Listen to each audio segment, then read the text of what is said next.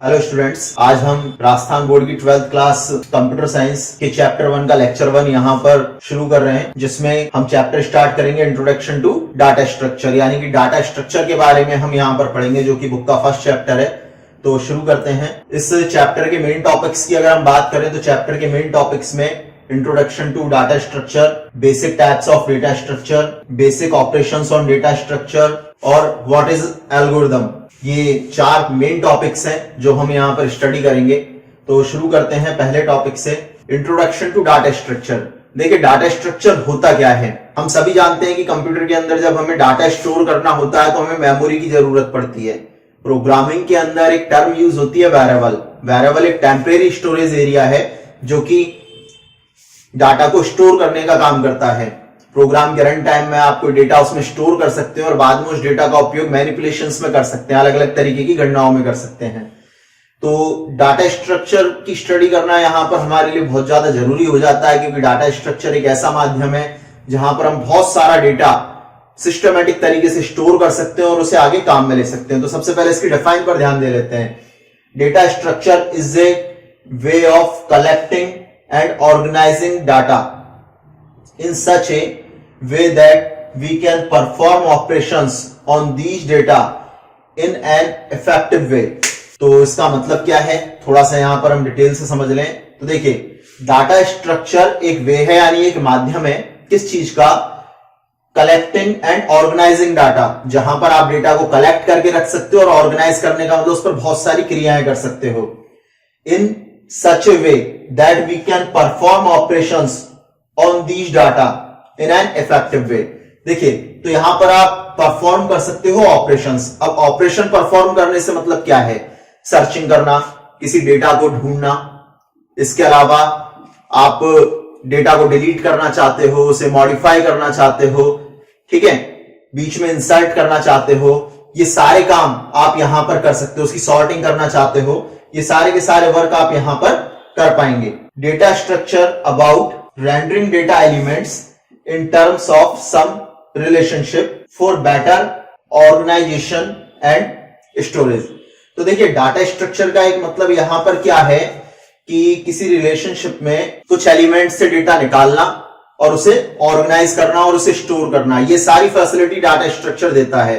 Data structure अकेला एक ऐसा माध्यम है जो कि आपको इस तरीके की फैसिलिटी देता है। Basic types of data structure की हम बात करेंगे। डेटा स्ट्रक्चर होते कौन कौन से हैं, किस किस प्रकार के डाटा स्ट्रक्चर होते हैं। हमने यहां तक तो समझ लिया कि डाटा स्ट्रक्चर का पर्पस डेटा को कलेक्ट करना और ऑर्गेनाइज करना है, लेकिन अब ये हैं कौन कौन से।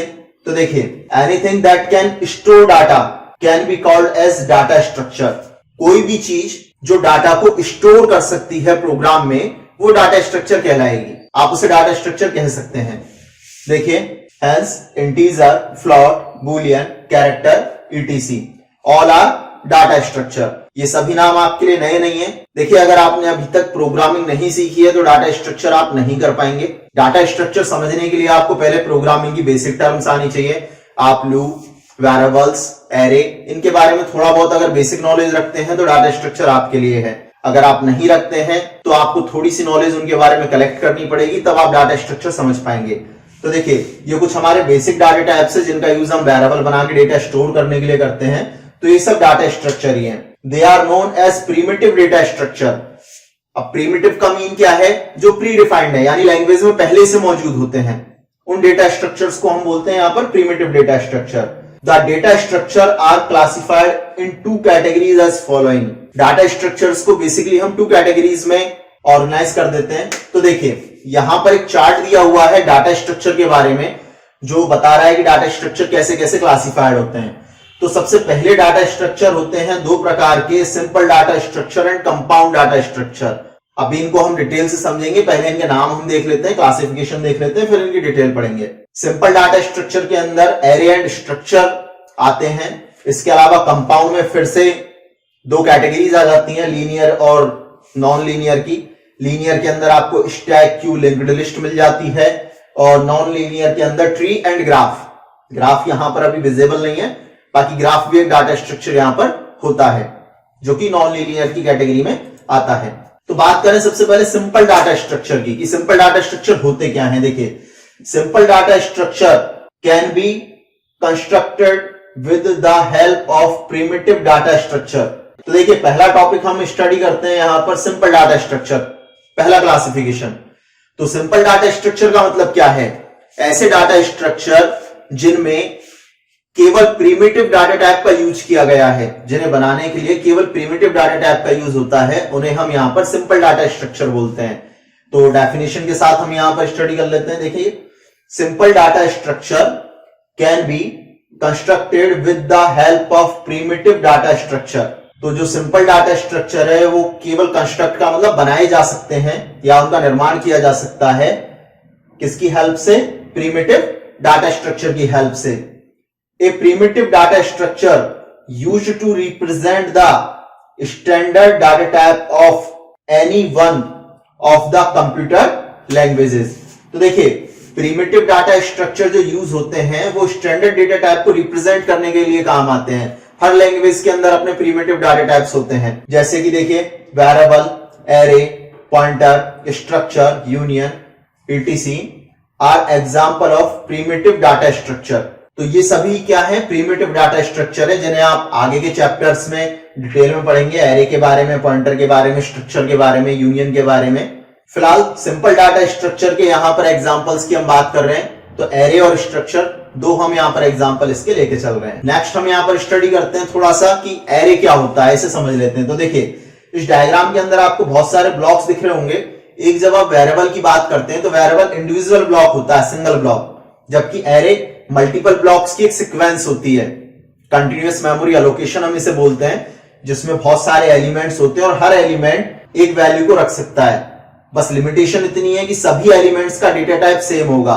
मतलब कि अगर एरे इंटीजर है तो सारे एलिमेंट्स इंटीजर वैल्यू रखेंगे, अगर एरे फ्लॉट है तो सारे एलिमेंट्स फ्लॉट वैल्यू रखेंगे। और यहां पर इन्हें आइडेंटिफाई करने के लिए एक कॉमन नेम होता है, जिसे हम एरे नेम बोलते हैं। इसके अलावा कॉमन नेम के साथ एक एक एलिमेंट को एक इंडेक्स नंबर दिया जाता है जो 0 से स्टार्ट होता है। इस इंडेक्स नंबर के अकॉर्डिंग हम इन्हें आइडेंटिफाई करते हैं। अगर हम स्ट्रक्चर की बात करें तो जहां पर एरे केवल एक ही प्रकार की वैल्यू रख सकता था, वहां पर स्ट्रक्चर मल्टीपल टाइप की वैल्यूज को रख सकता है। यानी कि जैसा कि आप देख रहे हैं यहां पर स्टूडेंट 1, स्टूडेंट 2, स्टूडेंट 3।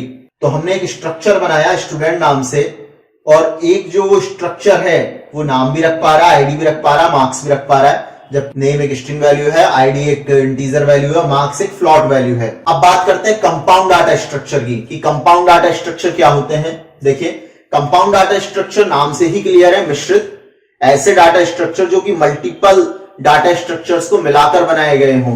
तो देखिए compound data structure can be constructed with the help of simple data structure. तो कंपाउंड डाटा स्ट्रक्चर वो होते हैं जो सिंपल डाटा स्ट्रक्चर की हेल्प से बनते हैं। ठीक है, it is having a specific functionality. इनके पास एक स्पेसिफिक क्या होती है? फंक्शनलिटी होती है। देखिए it can B designed by user. किसके द्वारा डिजाइन किया जा सकता है इन्हें? यूजर के द्वारा, स्पेसिफिक फंक्शनलिटी के लिए। It can be classified as linear data structure and non linear data structure. तो देखिए दो प्रकार के यहां पे क्लासिफिकेशन है, एक होता है लीनियर डेटा स्ट्रक्चर का और एक होता है नॉन लीनियर डेटा स्ट्रक्चर का। अब आगे हम इन्हें एक एक करके पढ़ते हैं। सबसे पहले बात करें लीनियर डेटा स्ट्रक्चर की। तो देखिए the data items are arranged in a linear sequence. मतलब सारे के सारे डेटा आइटम अगर एक ही सीक्वेंस में अरेंज हो तो उसे आप क्या कहेंगे? Linear data structure. तो यहां हम एरे की बात बिल्कुल नहीं कर रहे हैं। एरे में लीनियर होता है ठीक है, लेकिन एरे की बात यहां नहीं होगी, वो सिंपल डेटा टाइप है। हम बात कर रहे हैं कंपाउंड डेटा स्ट्रक्चर की, ना कि सिंपल डेटा स्ट्रक्चर की। तो इसके एग्जांपल्स हो जाएंगे आपके स्टैक, क्यू, लिंक्ड लिस्ट। ये सब क्या है? Linear data structure. तो देखिए सबसे पहले बात देख लेते हैं कि स्टैक कैसा होता है। आगे आपके सिलेबस में इन सबसे रिलेटेड चैप्टर्स हैं, तो यहां हम केवल एक बेसिक इंट्रो देख रहे हैं। तो देखिए स्टैक काम करता है कंसेप्ट पर, एक ऐसा डाटा स्ट्रक्चर जो वर्किंग करता है लास्ट इन फर्स्ट आउट पर। यानी कि जो एलिमेंट या जो वैल्यू सबसे लास्ट में इनपुट की गई है वही सबसे पहले एग्जिट हो सकती है, यानी कि प्राप्त हो सकती है। जैसा कि आप देख रहे हैं कि एक कंटेनर है बड़ा सा, जिसके अंदर ये कुछ ब्लॉक्स रखे हुए हैं जिन्हें हम डेटा आइटम बोलते हैं। 1 2 3 4 5। तो देखिए 1 ये है, 2 ये है, 3 ये है, 4 ये है, 5 ये है। अब आप समझ सकते हैं 5th एलिमेंट सबसे लास्ट में ऐड हुआ है, तो यही सबसे पहले निकल सकता है। अगर आपको सेकंड एलिमेंट चाहिए तो आप नहीं निकाल सकते, उसके लिए आपको इससे ऊपर वाले 3 पहले निकालने ही होंगे। तो लास्ट इन फर्स्ट आउट, इन वाली प्रोसेस को हम यहाँ पुश बोलते हैं, आउट वाली प्रोसेस के लिए एक वर्ड यूज करते हैं पॉप स्टैक में।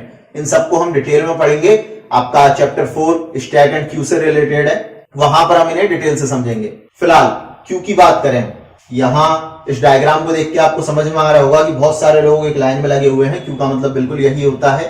तो यहां पर आप देखोगे स्टैक के कंपैरिजन में, जहां स्टैक में एंट्री और एग्जिट दोनों के लिए एक ही रास्ता था, यहां पर एंट्री का रास्ता और एग्जिट का रास्ता अलग अलग है। एक कतार नहीं होती जब बहुत सारे लोग खड़े होते हैं, जैसे कि टिकट विंडो पर एक व्यक्ति को टिकट मिला, उसके बाद वो लाइन से हट गया, बाकी के पीछे वाले सब आगे आ गए और फिर एक क्रम चलता रहा, तो इसे क्यू बोलते हैं। इसमें फ्रंट से डिलीट होता है कंटेंट और लास्ट से एलिमेंट ऐड होता है, यानी कि इंसर्ट होता है। जब भी हम यहां से कोई एलिमेंट रिमूव करते हैं इसे डी क्यू बोलते हैं, और जब भी कोई एलिमेंट हम ऐड करते हैं इसे एन क्यू बोलते हैं। ये भी हमारा चैप्टर 4 का टॉपिक है, तो वहां हम इसे डिटेल से पढ़ेंगे। पूरे चैप्टर के अंदर हमें सिर्फ स्टैक और क्यू ही पढ़ने हैं वहां पर। नेक्स्ट आता है यहां पर linked list. Linear data structure के अंदर लिंक्ड लिस्ट भी है। देखिए लिंक्ड लिस्ट होती क्या है, लिंक्ड लिस्ट डेटा एलिमेंट्स की एक सीक्वेंस है, बट एक ऐसी सीक्वेंस जो कि डिफरेंट लोकेशंस पर है, और ये लोकेशंस एक दूसरे से कनेक्टेड हैं। ये सारे के सारे एलिमेंट एक दूसरे से कनेक्टेड हैं। तो यहां पर जो एलिमेंट होता है वो डेटा भी स्टोर करता है और नेक्स्ट एलिमेंट का एड्रेस भी स्टोर करता है, जिससे कि वो उसे रेफरेंस कर सके। और यहां एक हेड पॉइंटर होता है जो कि इस लिस्ट के फर्स्ट एलिमेंट का एड्रेस रखता है। तो डायनेमिक मेमोरी एलोकेशन से रिलेटेड ये डाटा स्ट्रक्चर होता है, जिसे हम आगे स्टडी करेंगे। नेक्स्ट आते हैं हमारे कंपाउंड डेटा स्ट्रक्चर में नॉन लीनियर डेटा स्ट्रक्चर।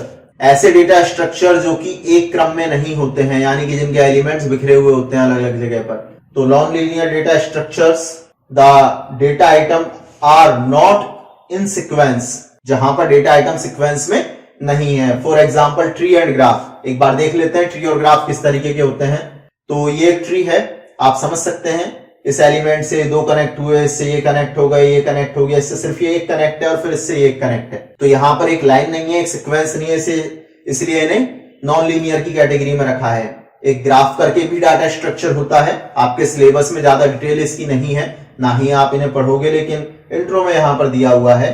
तो यहां आप देख सकते हैं ग्राफ नाम से डाटा स्ट्रक्चर है, यहां भी डाटा एलिमेंट एक सीक्वेंस में नहीं होते हैं। Okay students, thank you students. Continuously आप विजिट करते रहिए हमारे यूट्यूब चैनल और लर्निंग जारी रखिए अपनी। ऐसा नहीं है आपके स्कूल बंद हैं तो आप पढ़ाई छोड़ दें, क्योंकि जब भी आपके स्कूल खुलेंगे आपके पास बहुत लिमिटेड टाइम होगा, बहुत कम टाइम होगा अपना सिलेबस कवर करने के लिए। तो आप जितना हो सके इन छोटी छोटी वीडियोस से देखें, सीखें। बहुत जल्दी हम सेकंड लेक्चर भी शुरू करेंगे, तो वहां से आप सेकंड लेक्चर की स्टडी कर सकते हैं, जिसमें हम डाटा स्ट्रक्चर को आगे कंटिन्यू करेंगे। Thank you.